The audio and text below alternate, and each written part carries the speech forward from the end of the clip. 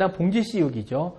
봉지 씌우기도 마찬가지입니다. 요새 제가 볼 때는 논란의 대상이 될 수가 없는 건데 논란의 대상이 되는 게 뭐냐면 이 봉지 씌우기도 있어요. 왜냐하면 봉지를 늦게 씌우고 싶어 하시는 분들이 많은 거예요. 그래서 왜 그러시냐 했더니 안 익는다 이거예요. 안 익는다. 근데 제가 알기로는요.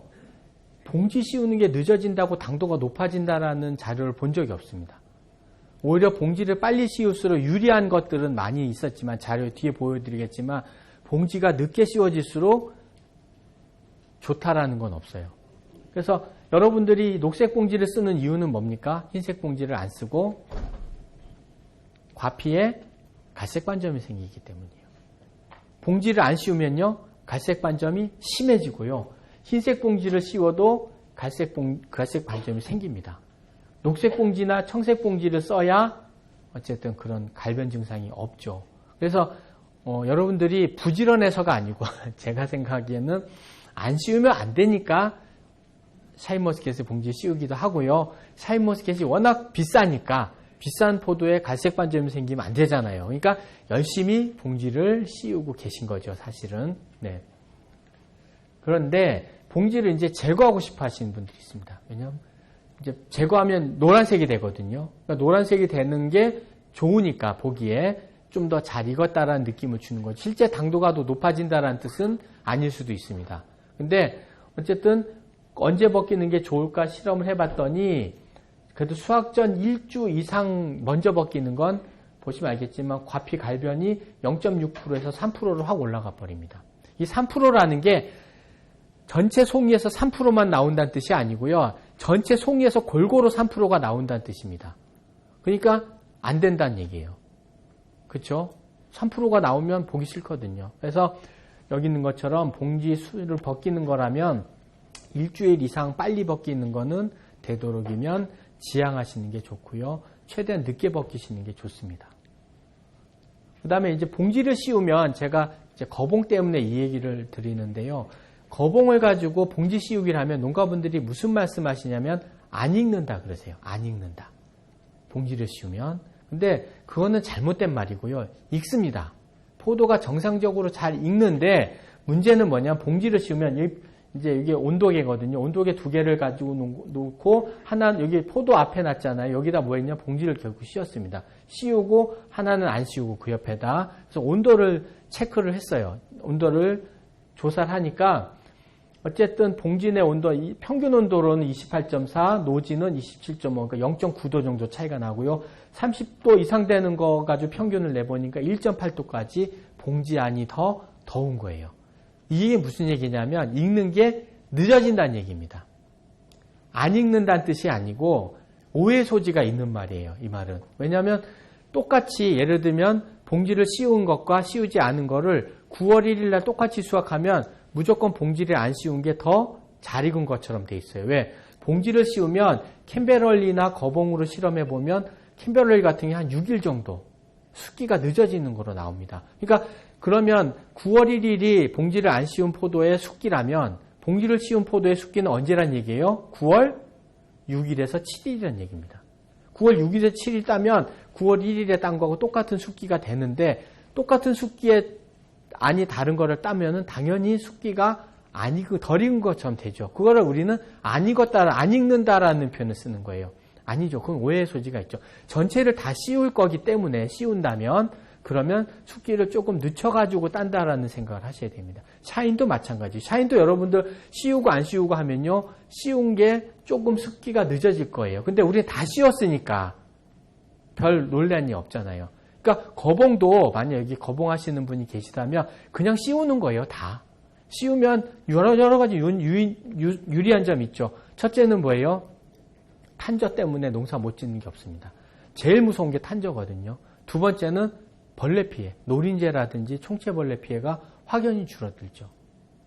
그 다음에 과분, 약을 지금 아무리 조심해서 쳐도 과피에 묻거든요. 7월, 8월에. 근데 봉지를 씌워놓으면 과분이 깨끗하거든요.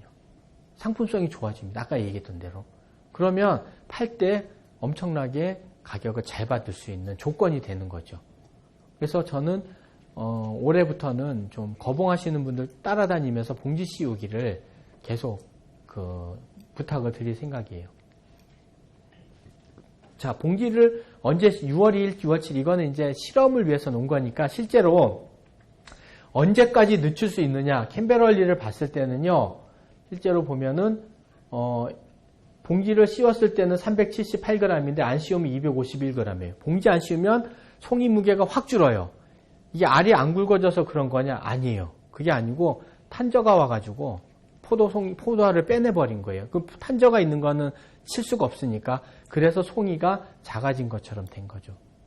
예, 거봉으로도 마찬가지입니다. 거봉도 보면 탄저가 와가지고 봉지를 안 씌우면 탄저가 많이 오니까요. 그래서 송이 무게가 적어지는 거로 나와요. 근데 이제 캠벨이든 거봉이든 그러면 병이 오는 거를 봤더니 쭉 늦추다가 보니까 6월 28일 이후에 보면 갑자기 열과가 확 늘어나고 탄저도 엄청나게 늘어나요. 그쵸? 한 일주일 사이에. 그러니까 최소한 6월 28일 이전에는 봉지 씌우기가 끝나야 된다는 얘기입니다. 그래야 탄저라든지 열과 피해가 줄어든다는 거죠. 실제로 봉지를 씌우면요, 열과가 줄어듭니다. 여러분. 그러니까 여러분은 지금 샤인을 키울 때 봉지를 다 씌워서 재배하잖아요. 그러다 보니까 탄저 피해도 별로 없고 열과 피해도 줄어서 얘네가 원래 열과도 별로 없고 탄저도 별로 없는 애구나라는 인식을 그냥 무의식 중에 그냥 가지고 계신 거지. 실제로 샤인머스켓도 만약 무봉지로 재배를 하면요, 열과도 많이 날 거고요, 탄저도 많이 달라듭니다. 여러분들이 이제 샤인 가격이 좋으니까 그렇게 재배를 해서 그런 거죠. 여기 거봉은요, 보시면 6월 29일 이후에 씌우면은요, 열과율이라든지 탄저병률이 확 올라가죠. 그러니까 거봉 같은 경우에는 6월 24일, 적어도 6월 24일 이전에 씌우셔야 됩니다. 그 전에 씌워야 열과라든지 탄저를 줄일 수 있죠. 그래서 여러분들이 만약에 거봉하시는 분들이 여기 계시다면 되도록이면 알속기 끝나고 바로 최대한 빨리 봉지를 씌우기를 추천드립니다. 늦게 하면 늦게 할수록 손해가 커지니까요. 자, 수확 기준은 슬픈 얘기인데 100에서 120일 사이예요. 그러니까 꽃이 6월 1일 날 피었다 그러면 120일이면 언제입니까? 4개월이니까 6, 7, 8, 9, 9월 말까지니까 10월 초에 딴다는 얘기죠. 120일이면. 근데 120일이면요. 저희 분류상으로 만생종이 들어갑니다. 100일이면 중만생종이 들어가고. 그러니까 이 샤인은 중만생종에서 만생종까지 드나드는 것 같아요. 제가 볼 때는 중만생종이 좀 가까운데 우리나라에서 재배하는 거로만 보면 만생종에 가깝게. 근데 120일이면 10월 1일 날 다 따야 돼요. 그렇죠? 근데 여러분들 언제 따십니까? 10월 15일, 10일, 10월 20일, 10월 30일. 그럼 한 달이 더 들어가면 150일입니다. 그럼 뭐예요? 여러분들 왜 이렇게 늦게 따십니까? 맛있게 하려고요? 안 익어서 그런 거죠. 맞습니까? 네. 익었으면 빨리 땄겠죠. 안 익으니까. 근데 이게 문제가 있죠. 포도가 수확을 해야 저장량부 축적을 하거든요. 근데 따자마자 뭐가 옵니까? 여러분 10월 말에 따면 설이 오잖아요. 저온이 오고. 그럼 뭐예요? 잎은 벌써 10월 초 되면요, 일을 하기는 하지만 나무는 거의 자고 있어요. 휴면에 들어갑니다. 9월 한 중순부터 이제 어르신들 초저녁잠 많은 것처럼 막 뻑뻑 조세요. 졸다가 10월 중순 되면 자고 있는 거예요. 나무는 잎이 뭐 있고 뭐 이렇지만 실제 나무는 자고 있습니다. 그러니까 포도를 만생종들이 동해에 취약한 게요, 조금만 잘못하면 따자마자 서리가 와서 저장량부 축적이 잘 안 되거든요. 그러니까 겨울에 얼어 죽는 거예요.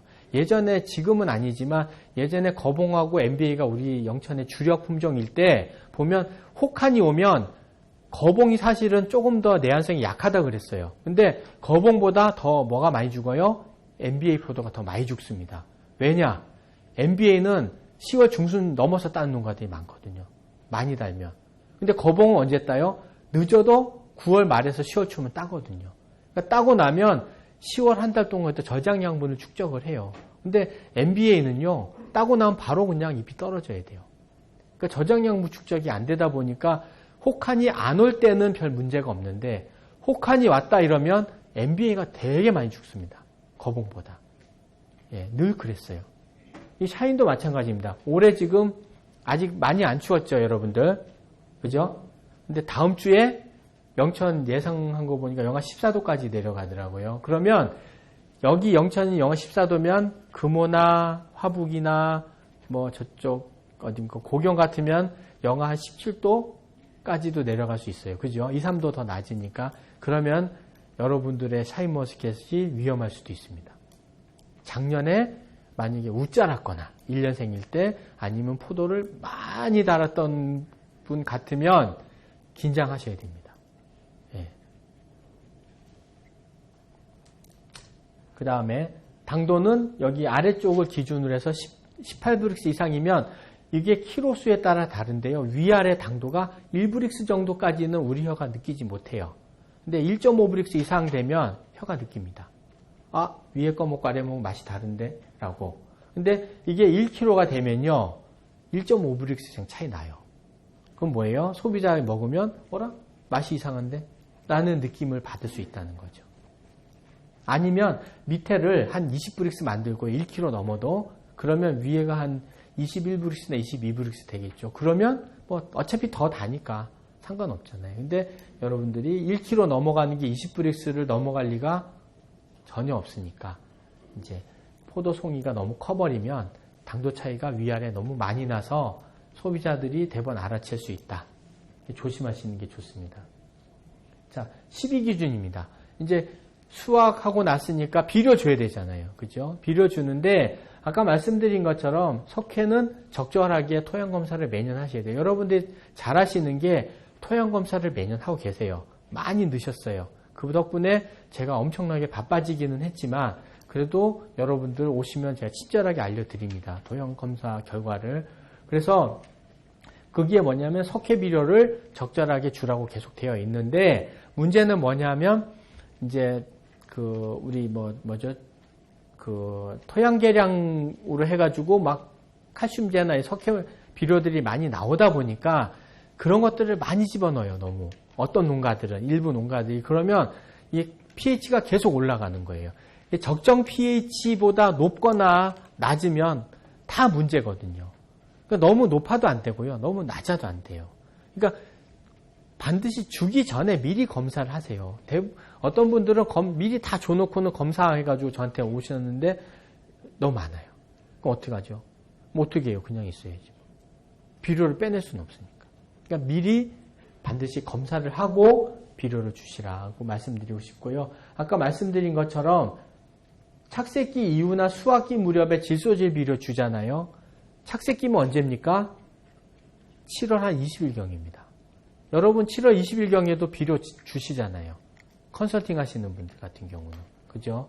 제가 어제도 어느 모 장목반에 가서 교육하면서 이 얘기를 했더니 거기도 컨설팅 받으시는 분들이 여러 분 계시더라고요. 그러면서 그분들이 주라는 대로 주시고 계신데 너무 많이 주고 계신 거예요. 특히 여기는 거 착색기 이후나 수확기 때. 수확기 때도 당도 올리는 거라고 막 영양제를 주는 거예요. 근데 자, 비료가 나왔으니까 얘기인데 여러분도 자, 농약상이나 비료 파는 데 가면 이렇습니다. 비료 줍니다. 그렇죠? 비료 주세요 하면서 비료 줘요. 처음에. 그다음에 영양제 주라 그래요. 그다음에 밝은제를 주라 그럽니다. 그다음에 아미노산을 주라 그래요. 그다음에 뭐예요? 비료를 또 웃거름 주라 그러고 또 영양제 주고 밝은제 주고 아미노산 주고 뭐 하여튼 그런 식으로 해서 비료를 줘요. 그러면 비료 2번밖에 안 들어갔죠. 여러분들 귀에 있는 비료는. 근데 제 말로 바꾸면 비료 주세요, 비료 주세요, 비료 주세요, 비료 주세요, 비료 주세요. 다 비료예요. 좋은 비료, 나쁜 비료가 없습니다. 자본주의 사회에서는 비싼 게 좋은 거라 그래요. 그렇죠? 우리가 다 그렇게 알고 있습니다. 근데 비료만큼은 그렇진 않아요. 그러니까 왜 그러냐면 여러분들이 비싼 비료라고 사는 것들 보면요. 전부 외국에서 수입한 겁니다. 그리고 물에 바로바로 녹는 비료들이에요. 근데 비료는요. 물에 잘 녹게 만드는 것도 있고 물에 잘 안 녹게 일부러 만드는 것도 있는 거예요. 필요에 따라서 목적에 따라서 비료를 나눠서 만드는 거지 잘 안 녹는 비료가 나쁜 비료고 좋지 않은 비료는 아니라는 거예요. 근데 여러분들은 물에 녹여서 바로 주는 비료가 좋은 비료라고 생각하시는 거예요. 그래서 비싸게 삽니다. 뭐 4kg에 뭐 8만 원, 10만 원 막 이렇게 주고 사세요. 근데 물에 잘 녹는 비료는요, 목적이 다른 거예요, 사실은. 어떤 비료냐면 그거는 양액재배용인 거죠. 대부분이. 양액재배가 뭡니까? 딸기나 파프리카나 오이 이런 거 재배할 때 배드 위에서 물 가지고 물을 흘려서 재배할 때 그 물에다가 비료를 탔을 때 바로 녹아서 들어가야 되니까 물에 빨리 녹는 비료를 만든 것 뿐이에요. 그럼 물에 빨리 녹게 만들기 위해서 여러 가지 공정이 들어가다 보니까 비싸지는 거지, 그래서 더 좋은 비료라는 뜻은 아니거든요. 근데 여러분들은 그거를 좋은 비료라고 받아들이시는 거예요. 그렇지는 않습니다. 그래서 여러분들이 주는 비료는요, 어떤 비료든지 질소, 인산, 가리, 칼슘, 마그네슘, 이 5대 비료를 벗어나지 못해요. 이것들의 조합 내지는 배합 비율이에요. 한번 보십시오. 이 비료 뒤에는요, 무조건 그게 적혀 있어요. 적혀 있습니다. 그리고 영양제라고 주는 것들도 보면 사종 복비라고 등록돼 있을 거예요. 물 액상 비료들 보면 그 뒤에 보면요, 뭐 붕소, 뭐 몰리브덴, 이거는 비료법에 적게 돼 있고요. 그거 외에 질소, 인산, 가리 3개 중에 2개가 몇 프로 이상이면 되는 거예요. 그거 비율을 적을 필요는 없어요. 그러니까 결론은 뭐예요? 그런 비료도 뭘 넣는지를 모르는 거예요. 걔네들 질소, 인산, 가리는 들어있을 거고, 그 중에 2개는, 그 다음에 몰리브덴, 붕소 뭐 이런 거 들어있을 거고 조금, 그 다음에는 뭘 넣는지 몰라요. 안 적어도 되거든요. 그러니까 여러분들은 뭔지 모르고 지금 비료 주시는 거예요. 영양제든 밝은제든. 그게 진짜 뿌리 잘 나게 하는지 땅 파보셨나요? 여러분들? 그리고 여러분들 저한테는 토양검사지 가지고 오시죠. 봐달라고. 그럼 그 토양검사지를 가지고 비료 파는 분한테 가져가 보신 적 있으십니까? 있으세요? 딱 한 분. 또 2분. 예. 거기에 맞춰서 주시든가요? 여러분 토양검사지 주고 여기에 맞춰 처방해달라 그러셔야 돼요. 왜냐하면 제가 놀랬던 게 한 장목반에 컨설팅을 하는데 모든 농가가 제가 그 밭에 토양검사지를 봤을 때 다 달랐거든요. 근데 다 똑같이 주고 있는 거예요. 그럼 뭐하러, 그 컨설팅이 아니죠, 그거는. 밭에 맞도록 어떤 밭인지 알고 줘야 되는 거잖아요. 그렇죠? 그러니까 그런 것들을 해서 이 밭은 뭐가 많으니까 뭘 좀 줄이고 뭐는 조금 더 주고 이런 식으로 돼야 되겠죠. 거기 나온 것도 질소, 인산, 가리예요. 왜? 우리가 알겠던 질소, 인산, 가리, 칼슘, 마그네슘이 5대 비료입니다. 가장 많이 필요로 하고 추가적으로 주지 않으면 모자라는 비료들이기 때문에 5대 비료라고 하는 거예요. 그거 외에는요, 그렇게 많이 필요로 하지 않죠. 비료를. 여러분들이 더 주지 않는 이상은. 자, 아까 말씀드린 것처럼 과비는요, 이런 식으로 오갈 증상을 나타내게 합니다. 포도에서. 자, 아까 제가 착색기 때나 수확기 때 비료 주지 말라고 한 게 여기입니다. 이바라키현이라는 곳에서 실험을 했는데요. 착색기 7월 20일경 수확기 9월 중순경 돼서 질소질 비료를 추가로 준 거예요. 포도에다가 줬는데 보면은요, 당도가 어떤 게 제일 높습니까? 질소를 적게 준 게 제일 높아요. 한 2브릭스 정도 높습니다. 비료 준 거보다. 여러분, 그 비료를 파시는 분들 얘기로라면 뭐 어떤 비료를 주는지 모르겠지만 비료 주면 당도 올라간다고 하는데 대부분의 경우는 비료를 적게 줄수록 오히려 당도가 올라갑니다. 그러니까 많이 주고 당도, 포도 당도 올릴 수 있다 그러면 비료 제일 많이 주신 분이 당도 제일 높아야 될 거예요. 근데 그렇진 않죠.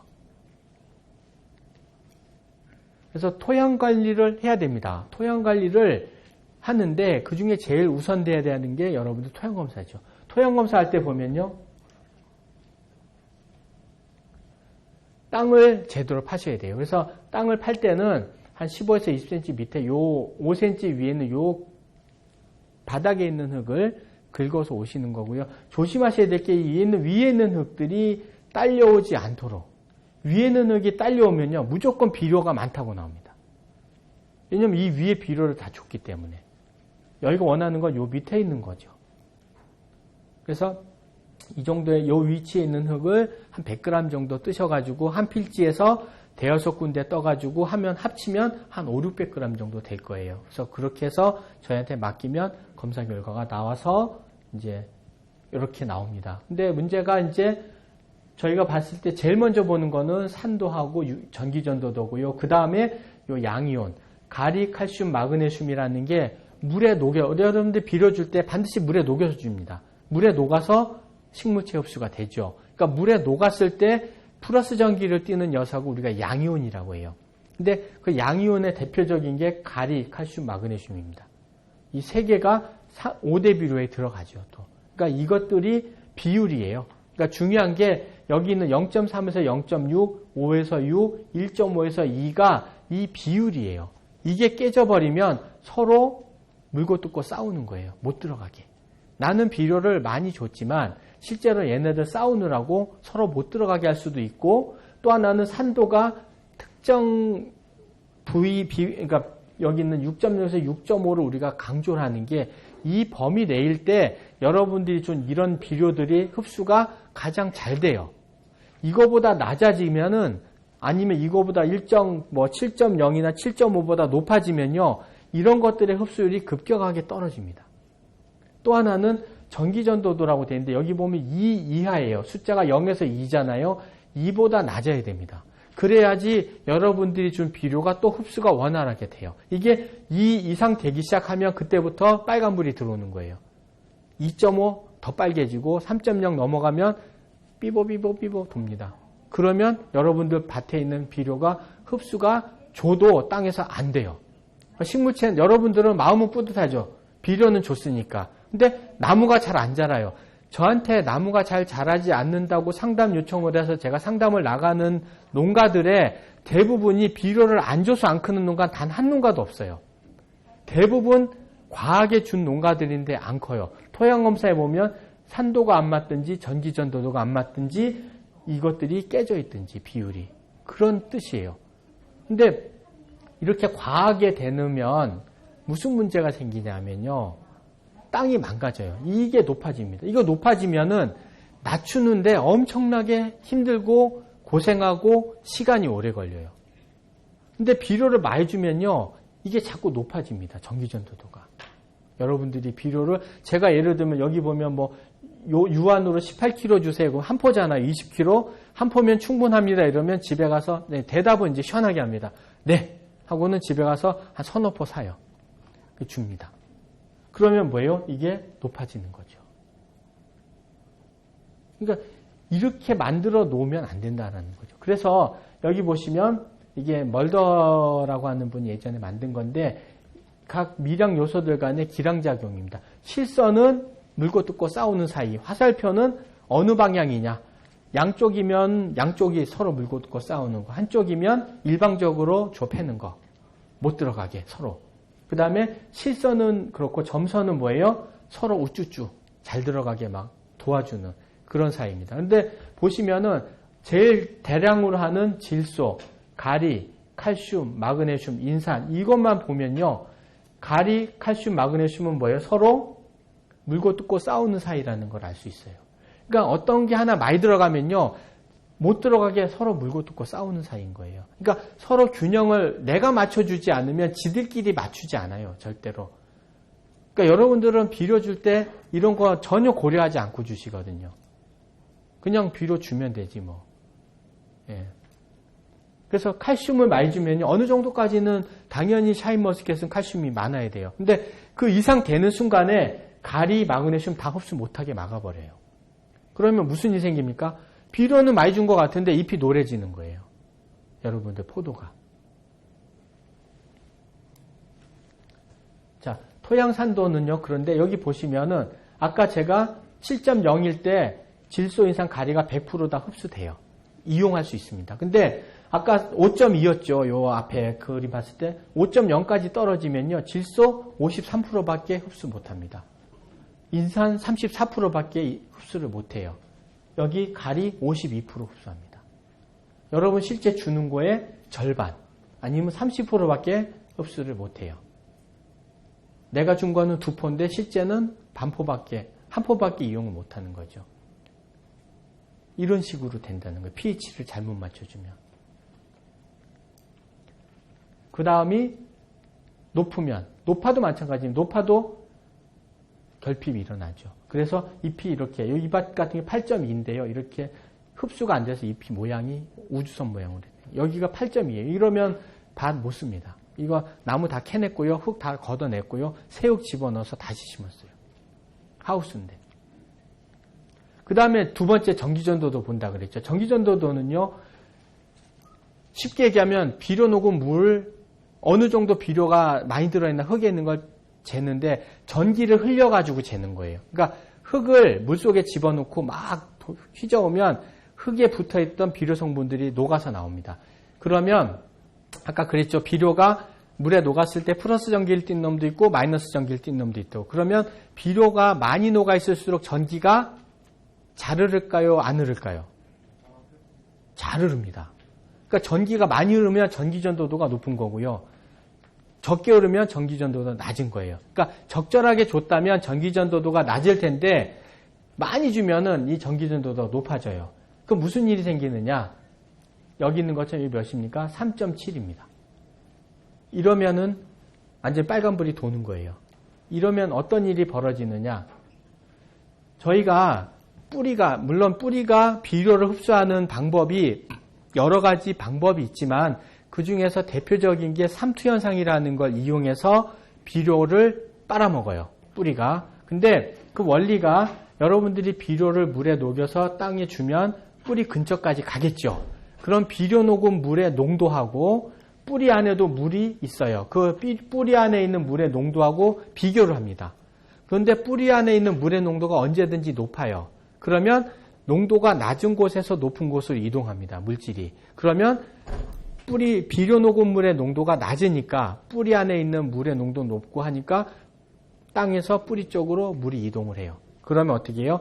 거기에 녹은 비료들이 자연적으로 흡수가 돼요.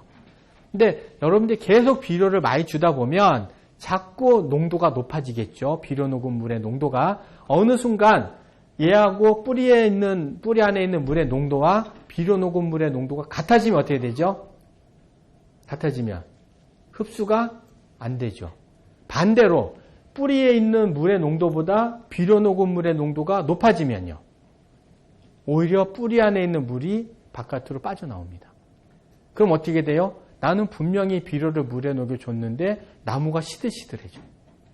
왜 그런가 봤더니 물이 빠져나오니까 뿌리가 마르는 거예요. 물도 줬고 비료도 줬는데 뿌리는 말라요. 왜? 물을 뺏기니까.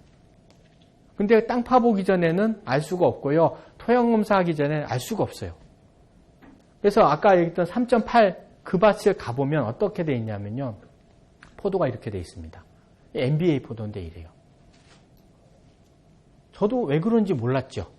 그 다음에 잎을 보면 처음에는 이렇게 좀 약간 끝에만 타는 것 같다가 나중 좀 심해지면 이렇게 탑니다. 그리고는 완전 이렇게 타가지고 낙엽이 돼버려요. 왜 그런지 몰랐어요. 그래서 토양을 떠가지고 사무실에 와서 분석을 해보니까 EC가 3.8까지 올라가 있는 거예요. 이러니까 모든 게 흡수가 안 되고 오히려 뿌리에 있는 것들이 빨려 나오니까 나무가 못 크는 거죠. 전밭이 다 그래요. 전밭이. 이 어르신 밭이 어르신이라 해도 모르겠죠, 여러분들. 이 어르신 밭이 15년 동안 토양 검사를 한 번도 안 하셨대요. 그리고 비료를 계속 과하게 주신 거죠. 그래도 이분은 난 거예요. 여러분들은요, 샤인머스켓 하면서 요 한 4, 5년 사이에 다른 농가들이 15년 준 거보다 더 많이 주고 계세요. 지금 비료를. 어떻게 하냐면요. 토양검사에서 여러분들 들고 오시잖아요. 품종 다 적혀 있는데 한 3, 4년 전만 해도 2 이하였어요. 거의 대부분 농가들이. 지금은요. 1.5, 2 가까이 되는 농가가 한 10농가 중에 한 두세 농가 되고요. 한두 농가는 2 넘어가가지고 3 가까이 되는 농가도 있어요. 이 짧은 시간에.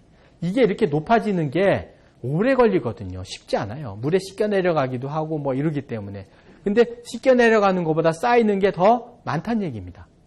그러니까 급속하게 올라가는 거예요. 여러분이 그만큼 많이 비료를 주고 있다는 얘기거든요. 근데 여기에 대해서는 전혀 고려를 안 하고 계세요, 여러분들이. 여러분들 비료 주지 말라는 얘기가 나무를 웃자라게 하는 것도 있지만요. 토양이 망가지면요. 이거 다시 개량하는데 한 2, 3년 걸립니다. 나무가 잘 안 자라는데.